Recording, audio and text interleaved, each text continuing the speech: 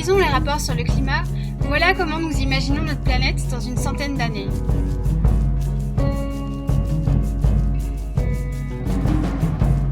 Une Terre hostile aux phénomènes climatiques extrêmes.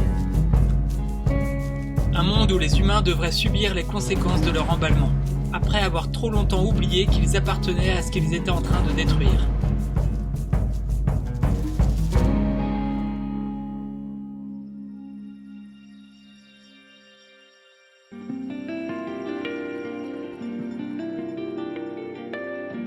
Pourtant, nous avons grandi avec la promesse d'un avenir excitant, où on coloniserait d'autres planètes, où on appuierait sur des boutons pour commander une pizza ou démarrer une voiture.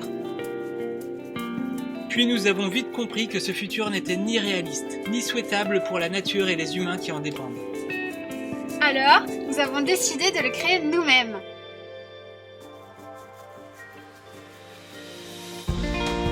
Depuis plus de 10 ans, nous rencontrons des experts partout autour du monde pour inventer de nouvelles façons d'habiter la Terre. Grâce à leur savoir-faire, nous avons rassemblé des technologies simples et efficaces qui répondent à nos besoins vitaux tout en respectant l'environnement. Nous avons décidé de les rassembler, de les mettre en synergie et de nous projeter dans le futur des prochaines générations en 2090. Pour accueillir cette expérience, notre biosphère. Nous l'avons conçue en France, amenée au Mexique en bateau et assemblée ici, dans un des milieux les plus arides de la planète, le désert. Nous y produirons tout ce dont nous avons besoin pour vivre dans ce milieu. De l'eau, de la nourriture et de l'énergie. Nous allons nous y installer 4 mois. Notre pari, c'est de tester un mode de vie qui demande très peu de ressources, ne génère aucun déchet et nous garde en pleine forme. 120 jours pour prouver que même dans ces conditions, nous pouvons vivre bien sans impacter notre environnement.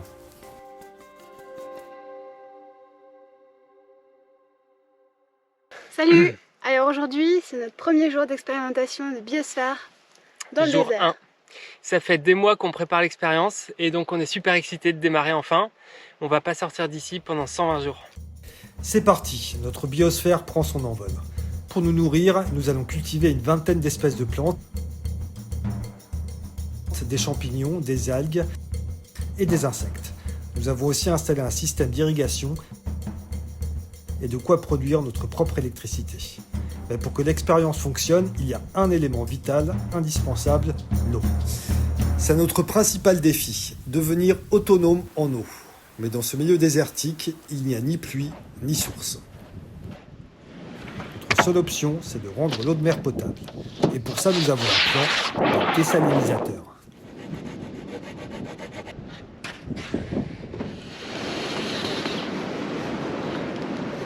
Ça y est, il y a le deuxième dessal qui est en route. Alors le principe est simple, c'est l'eau de mer arrive par le tuyau en goutte à goutte, imprègne le tissu noir et déborde là, retombe.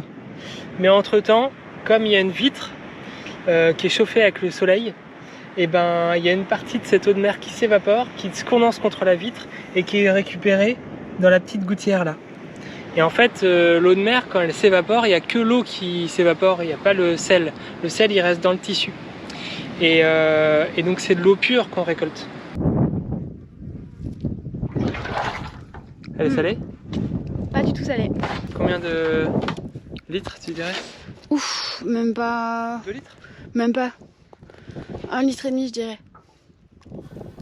C'est un début, mais c'est insuffisant.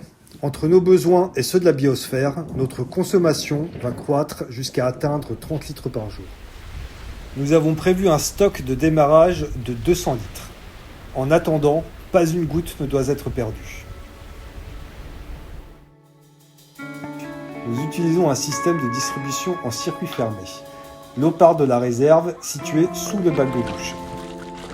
De là, elle est mélangée dans notre biofiltre à un peu d'urine, qui la transforme en engrais, puis injectée dans le circuit d'irrigation des plantes. Le surplus revient ensuite à son point de départ et c'est reparti pour un tour.